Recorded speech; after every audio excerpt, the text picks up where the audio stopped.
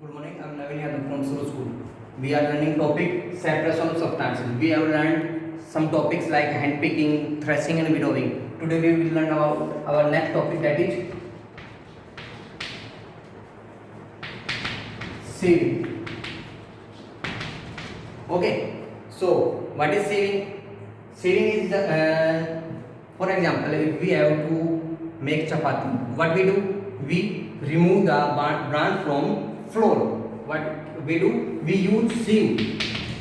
We use sieve and remove the impurities and bran from the flour. That process is known as sieving.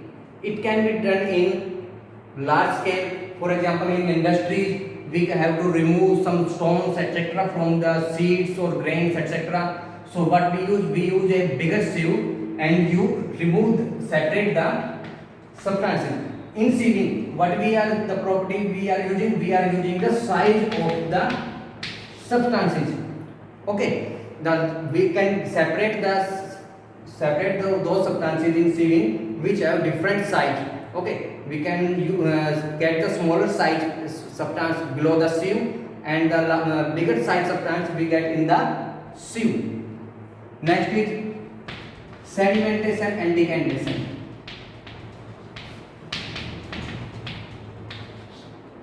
Sedimentation and decantation. In sedimentation and decantation, we use both the process simultaneously. In sedimentation, what we do? For example, take the mixture of water and soil. In sedimentation, we let this solution to settle down. Okay, so this soil is heavier, so it settle down below and the water remains above it. So in sedimentation, what we do, we just give some time the solution to get the soil settle down. This process is known as sedimentation. Okay, the settle down of heavier substance in a solution, that is liquid solution, is a sedimentation. Okay, now what is decantation? What we do then, we pour out this liquid from this solution, and what we get this liquid into some other beaker, and the sedimented substance get deposited in that same container. This is process known as decantation. Okay, what we doing is we remove this water and soil remain in it. Okay, this is decantation. Now our next topic is filtration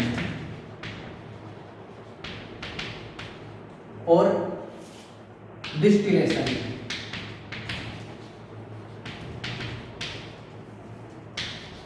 In filtration, what we do, we filter out we can filter out that sedimented or decantation substance, or we can use the solution to filter out. For example, we can use tissue paper to filter out soil and water.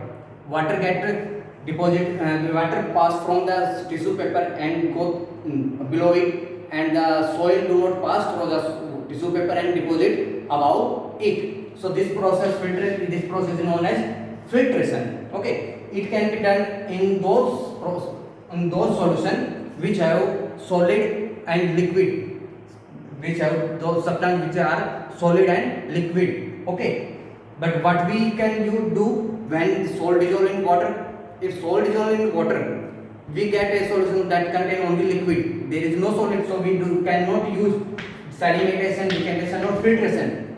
For this process, we use distillation. Okay, but we use distillation. In distillation, let the example of water and salt. In distillation, what we do? We heat the solution. What we do? We heat the solution.